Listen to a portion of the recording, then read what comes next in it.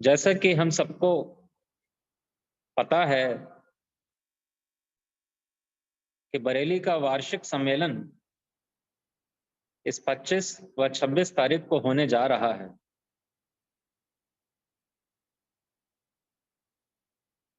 तो चूंकि सम्मेलन की तारीख निकट है, सभी को एक मन में यहाँ एक जो लोग गंभीरता से सत्संग के मार्ग पर चल रहे हैं, उनके मन में एक ऐसा उत्साह है जैसे कि त्योहार की हम लोग तैयारियां करते हैं। एक मन अंदर से उत्साहित हो जाता है कि फलां त्योहार आने वाला है, ये करेंगे वो करेंगे। तो जो जो सतमार्ग का राही है, सम्मेलन की तारीख निकट आते आते उसके मन में एक उत्साह सा बना रहता है। तो हर वक्त एक सत्पुरुष के वचनों का, सत्पुरुष की याद एक मन में बनी रहती है। इन्हीं सब बातों को सोचते हुए आज का विषय लिया गया है सत्पुरुषों की सामर्थ्य पर। तो बात सत्पुरुषों की सामर्थ्य पर है। सोचा जाए तो छोटा मुंह और बड़ी बात। सत्पुरुषों की सामर्थ्य किस प्रकार बयान की जा सकती है, ये बड़ा ही कठिन विषय है। गुरुदेव ने कहा पुस्तक में सत्पुरुषों की सामर्थ्य पर एक विचार पूरा लिखा हुआ है। इस विचार को आगे बढ़ाते हुए यहाँ आए हुए हम सभी प्रेमियों जन इस विषय पर मनन करेंगे, तब लगभग एक ही विचार सामने आएगा कि सत्पुरुष सब तरह से सामर्थ्यवान होते हैं। ऐसा विचार करके ही बहुत से लोग सत्संग में आते हैं कि और कहीं हो ना हो, यहां आकर मेरी मनोकामना जरूर पूरी हो जाएगी। सांसारिक व्यक्ति के हिसाब से इस जगह पर आकर यदि उसकी मनोकामना पूर्ण हो जाए तो ये जगह ठीक है, अन्यथा नहीं। परंतु हम सभी बड़े भाग्यशाली हैं जो हमें ऐसे पूर्ण संत का आसरा मिला है जिन्होंने इस संशय को भी दूर कर दिया है। कर्म चक्र व प्रारब्ध चक्र का ज्ञान देकर पूरे जीवन का सार समझा दिया है कि जब जो होना है वो होके रहेगा, वह जब जो नहीं होना है वह निश्चित ही नहीं होगा। इसलिए निडर होकर संसार में विचरना चाहिए। ऐसा विचार रखने से निडरता आती है कि जब जो होना होगा वो होगा और जो नहीं होना है वो निश्चित ही नहीं होगा। हमें सिर्फ फर्ज वाली जिंदगी मर्यादा में रहते हुए जीना बताया गया है। सत्पुरुष अपने आप में पूर्ण सामर्थ्यवान होते हैं, लेकिन वह स्वयं पूर्ण ईश्वर विश्वासी होते हैं और ईश्वर मर्जी में हस्तक्षेप नहीं करते। महाराज जी से एक प्रेमी ने प्रश्न किया, महाराज जी, धार्मिक पुस्तकों में जो योग से संबंध रखती हैं, पढ़ा है कि योगी राज अपना दुख निवारण कर सकते हैं, आप क्यों ऐसा नहीं करते? कहते हैं, महापुरुष प्रकृति के किसी काम में दखल नहीं देते। यद्यपि वे सब कुछ कर सकते हैं, लेकिन ईश्वर इच्छा में संतुष्ट रहते हैं। कभी कभी बहुत करुणावश हमारे कष्ट सत्पुरुष हर लेते हैं, परंतु हमें यह याद रखना चाहिए कि कर्म तो हुआ है, तो फल उसका तैयार हो चुका है, वह उसे भोगना ही होगा। जो कष्ट हमारे कर्मों द्वारा उत्पन्न हुआ है और हमें ही भोगना है, उसको दूर करने के लिए सत्पुरुष से विनती करते हैं।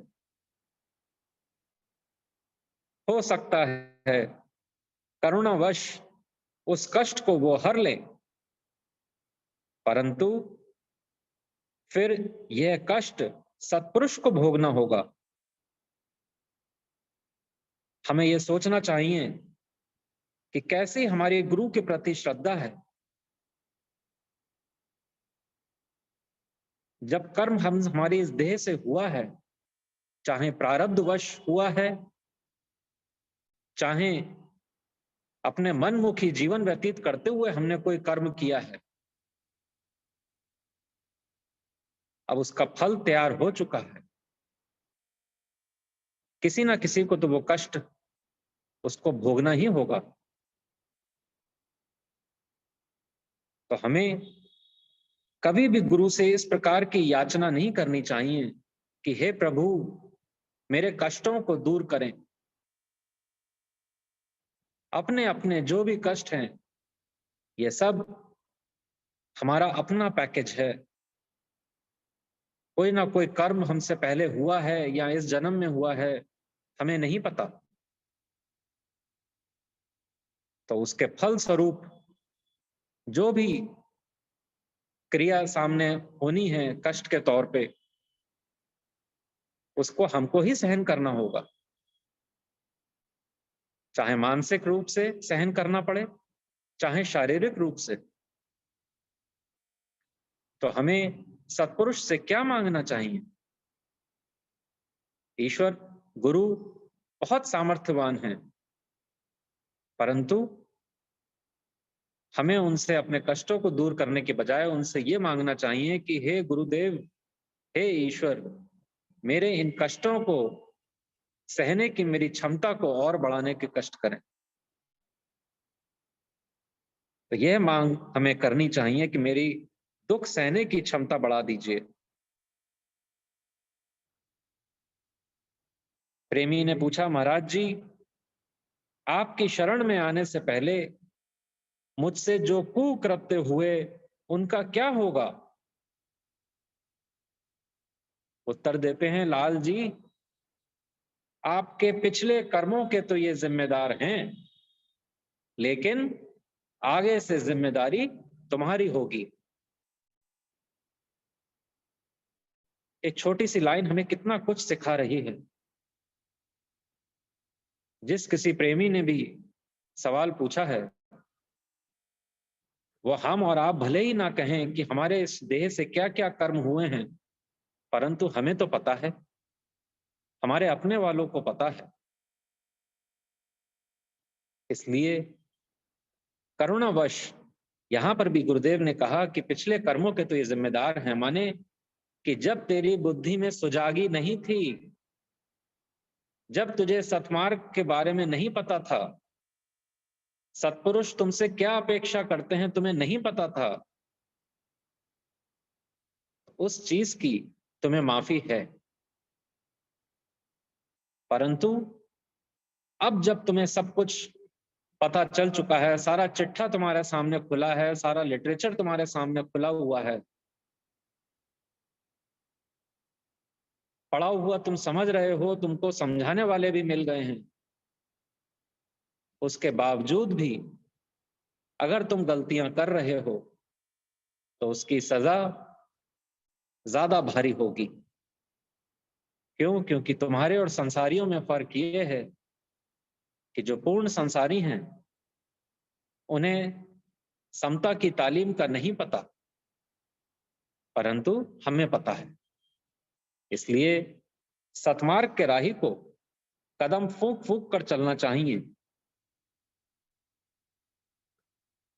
सत्पुरुषों में सामर्थ्य कैसे होता है?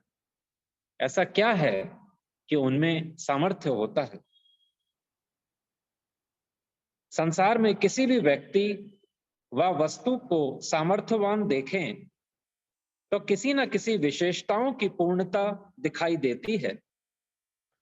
तभी ऐसा व्यक्ति या वस्तु किसी कार्य को कर पाने में सफल हो पाते हैं। माने कि सामर्थ्यवान होने के लिए विशेषताओं का होना अनिवार्य है। उदाहरण के तौर पर समाज में हम लोग देखते हैं डॉक्टर है, आर्किटेक्ट हैं, इंजीनियर्स हैं। इन सभी के पास कुछ विशेषताएं हैं जिसकी वजह से इनको ये टैग मिला हुआ है।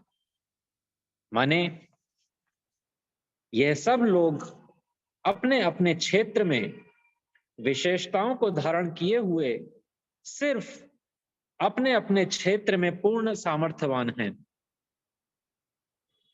कोई डॉक्टर भी है तो वो एक इंजीनियर का काम नहीं कर सकता, एक अच्छा आर्किटेक्ट नहीं बन सकता।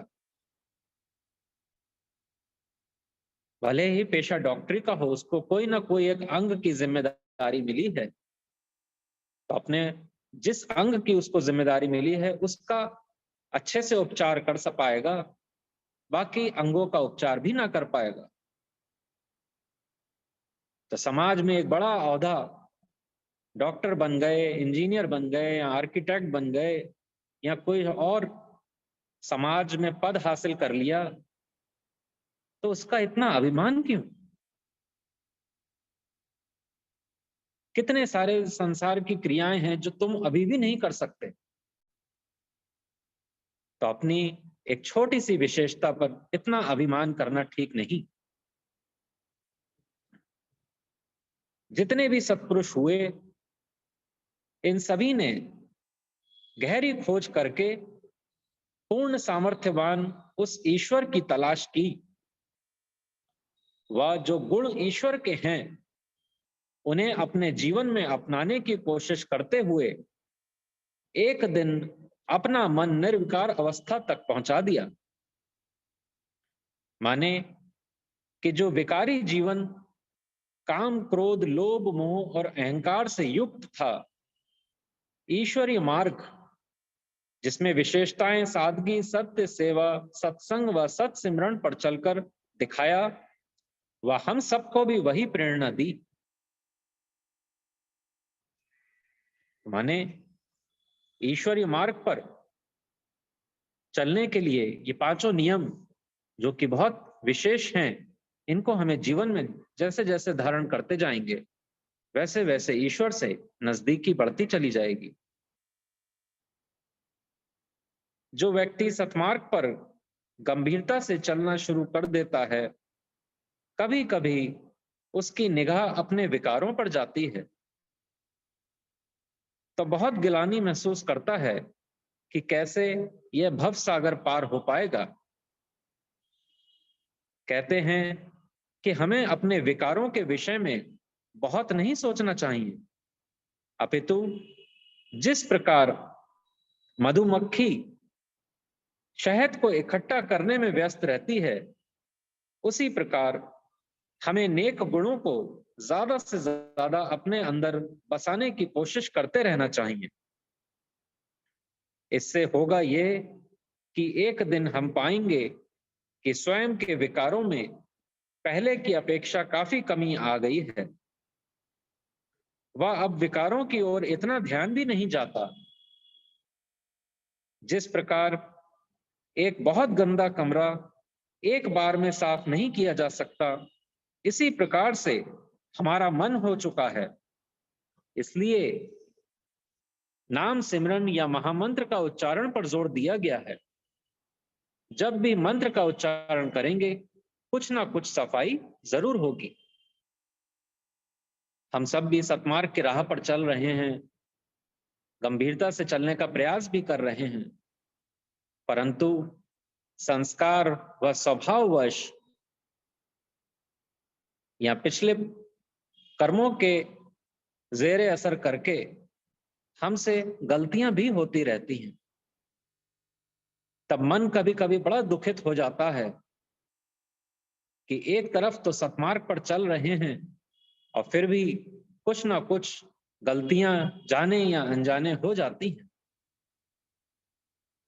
तो ऐसे सतमार्ग के राही के मन में एक निराशा व्याप्त करने लगती है। उसको लगता है कि ये कैसा जीवन है कि एक और सतोगुणी बनने का प्रयास कर रहा हूं और कहीं ना कहीं रजो और तमो भी मन में शामिल है। इसीलिए ये कहा गया कि जो अपने विकार हैं उन पर बहुत ज्यादा विचार करने की जरूरत नहीं है, क्योंकि मन बार बार वहीं जाएगा। इसलिए हमें करना क्या है, नेक कर्मों को ज्यादा से ज्यादा अपने जीवन में धारण करना चाहिए।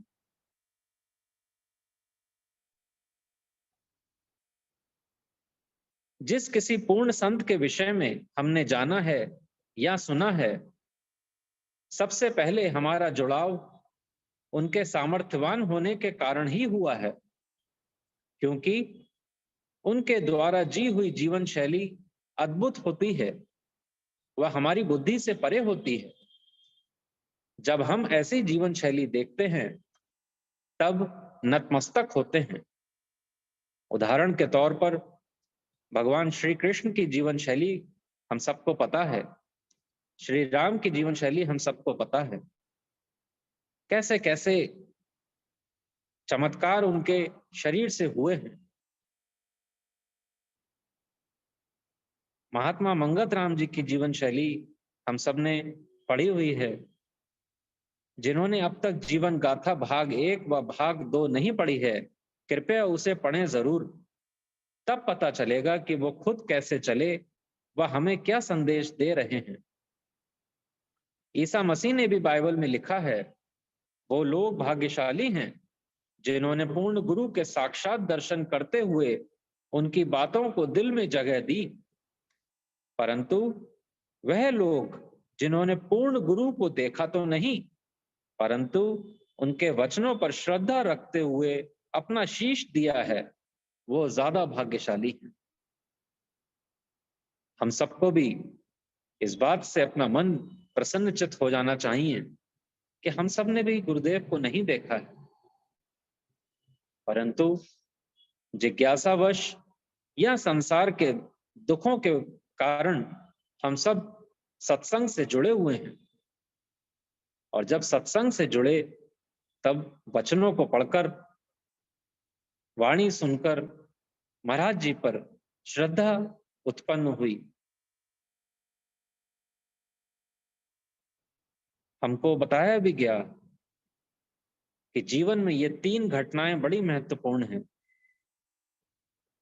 पहला, किसी सच्चे गुरु का मिल जाना, ये बहुत बड़ी बात है। संसार में लोग किस तरीके से भटक रहे हैं, ये डेली अखबारों के माध्यम से जो लोग हमारे संपर्क में हैं हमको पता है।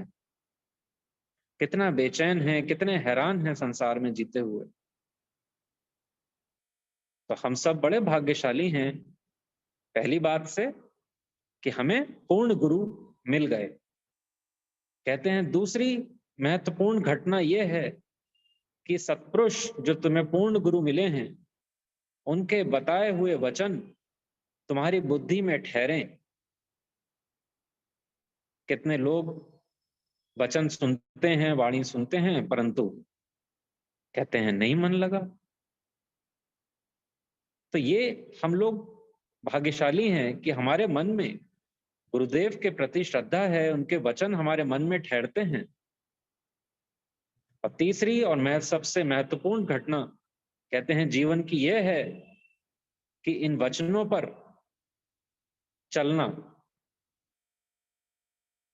तो अगर ये तीनों चीजें हमारे जीवन में हैं तो हमको किसी बात से भी, संसारिक किसी भी बात से निराश होने की आवश्यकता नहीं।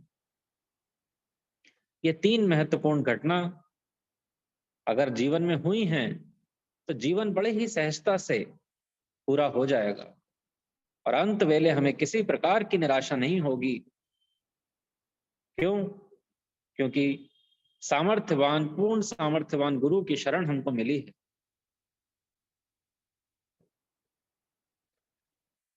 सामर्थ्य के विषय में ही सोचते हुए महाराज जी की सभा में एक प्रेमी सोच रहे थे कि महाराज जी ने आज तक कोई चमत्कार नहीं दिखाया। अब देखिए, महाराज जी ने बगैर उस प्रेमी से पूछे यह जान लिया कि वह क्या सोच रहे हैं। क्या ऐसा सामर्थ्य देखने में आता है कहीं इस संसार में जो मन की बात पढ़ ले? उस प्रेमी की मन की बात पढ़कर कहते हैं, ए प्रेमी, क्या सोचते हो? तो वह प्रेमी थोड़ा हड़बड़ा गए। कहते हैं, नहीं महाराज जी, मैं तो कुछ भी नहीं सोच रहा हूं। कहते हैं, तुम यही सोच रहे हो ना कि महाराज जी ने आज तक कोई चमत्कार नहीं दिखाया? क्या देखना चाहते हो? बोले, शेर, नदी, क्या देखना चाहते हो? कहो तो यहाँ एक शेर बुला दें। परंतु क्या करोगे शेर देख के, वो तुमने देखा हुआ है। कहो तो यहाँ नदी बहा दें, परंतु नदी देखकर भी क्या करोगे? उसमें ऐसा क्या है? सैकड़ों बार तुमने नदी भी देखी हुई है।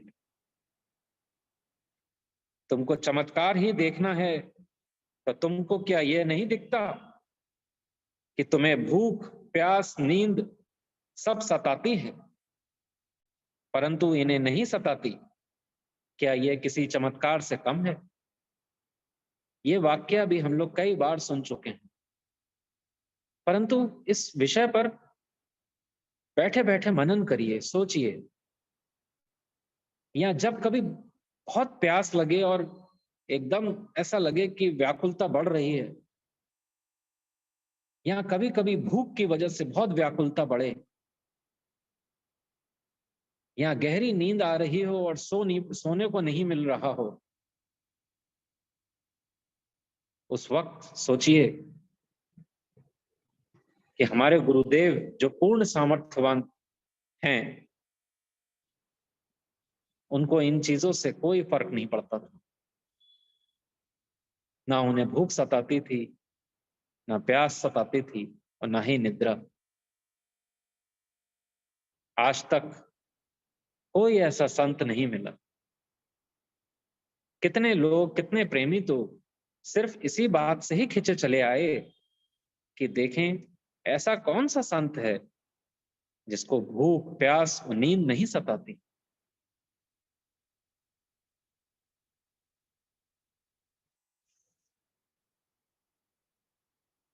महाराज जी ने जब बताया कि मन की बात पढ़ लेते हैं, हमारे मन में भी ये प्रश्न उठता है, एक प्रेमी के मन में भी ये प्रश्न उठा कि आत्म स्थिति प्राप्त पुरुष सब कुछ कैसे जान लेता है, क्या आप फरमाएंगे? कहते हैं, इस अवस्था को प्राप्त पुरुष की बुद्धि सूक्ष्म हो जाती है तथा तीव्रता से वह हर विचार के अंदर तक घुस जाती है और उसको भीतर से समझने की ताकत उसमें आ जाती है। तो सब कुछ जान लेना कौन सी बड़ी बात है? देखिए, हमारे लिए इतनी बड़ी बात है कि मन की बात पढ़ लेना, और महाराज जी कह रहे हैं कि इसमें कौन सी बड़ी बात है। माने हम और आप महाराज जी के बताए वचनों पर, 5 नियमों पर हम भी चलेंगे। जैसे जैसे बुद्धि में बल आता जाएगा, ईश्वरीय गुण हमारे अंदर भी धीरे धीरे स्वतः ही आते जाएंगे। सब प्राणी मात्र में बुद्धि होती है और इस करके शरीर खड़ा है। बुद्धि में जो अहंकार है, यह ही माया है। बुद्धि जिस तत्व करके रोशन है, जब यह उस तत्व में स्थित होगी, तब यह आत्म तद्रूप होकर मुक्त हो जाएगी। सत्पुरुष के जीवन के विषय में भी हम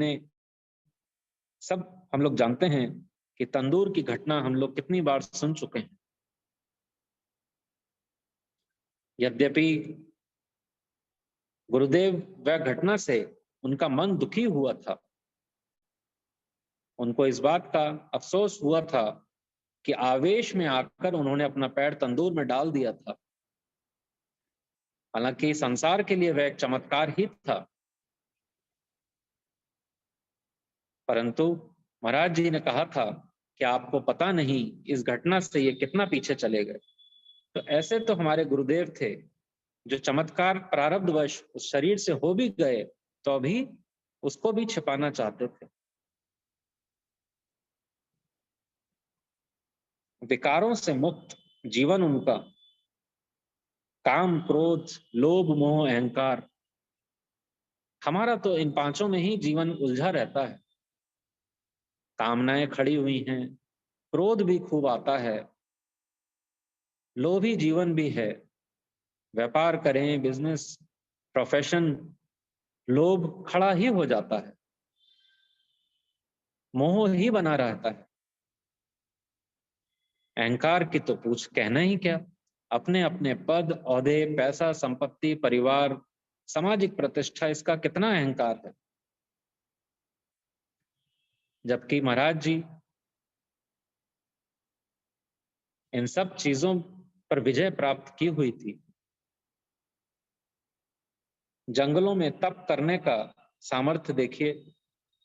हम सबको पता है पीर ख्वाजा जंगल, कैसे घने जंगलों में कोई मन में डर नहीं है।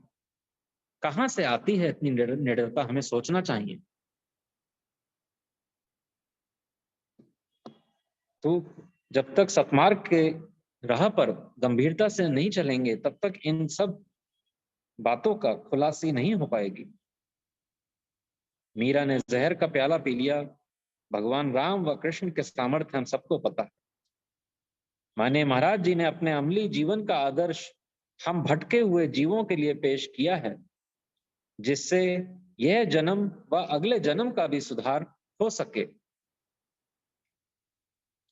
अंत में अपनी वाणी को विराम देते हुए यही कहना चाहूंगा कि सत्पुरुषों की सामर्थ्य को समझकर एक संसारी व्यक्ति तो उन्हें पूजने लगता है, वह चाहता है कि सभी मनोरथ पूर्ण होते जावें। इसके विपरीत सतमार्ग का सच्चा राही भी पूर्ण श्रद्धा रखते हुए यह सोचता है कि आखिर सत्पुरुष इतने सामर्थ्यवान कैसे होते हैं। वह जो गुण सत्पुरुष में दिखाई देते हैं, धीरे धीरे अपने जीवन में भी उन्हें धारण करने का प्रयास करता है। आज का यह विषय इसलिए भी लिया गया है क्योंकि जो भी गंभीरता से चलने की कोशिश करता है, कभी कभी मन से निराश होता है। वह ऐसा लगता है कि वह अकेला है। परंतु सतमार्ग के राह पर जिसने चलना शुरू कर दिया है, यह ध्यान रखें व पूर्ण विश्वास रखें कि सर्वशक्तिमान ईश्वर व गुरु हर पल आपके साथ है। हम सब उनके बनाए हुए सुरक्षा कवच में हैं। परंतु पहला कदम हमें बढ़ाना होगा। हमारी आंखें तो बाहर देख रही हैं, कान बाहर की बातें सुन रहे हैं, परंतु वह ईश्वर, वह गुरुदेव, उनके हर पल हमारे पर पैनी निगाह बनी हुई है कि हमारे शरीर से क्या कर्म हो रहे हैं, मैं क्या सोच रहा हूं, हर चीज उनकी नजर में है। पूर्ण सामर्थ्यवान गुरु के मिल जाने का यह मतलब नहीं कि हम निठल्लों की तरह खाली बैठ जाएं और यह सोचें कि सब कुछ वह ही करेगा। यद्यपि करने व हरने वाला वह ही है, परंतु उसका एक तरीका दिया है जिसे आर्ट ऑफ लिविंग कहा जा सकता है। वो जो कह रहे हैं उसका स्वाध्याय व मनन करना आवश्यक है, वरना ऐसा ना हो कि ना तो संसार के रहें और ना करतार के। हम सही जीवन जी रहे हैं या नहीं, इसका निर्णय तभी हो सकता है जब हम सत्पुरुष का जीवन व बताए हुए वचनों को बारीकी से पढ़ें। जब ऐसा करेंगे तब यह जो मानुष चोला हमें मिला हुआ है, इसका पूर्ण लाभ उठाते हुए अपने जीवन को शांति में या सफल बना पाएंगे। ओम ब्रह्म सत्यम सर्वदा।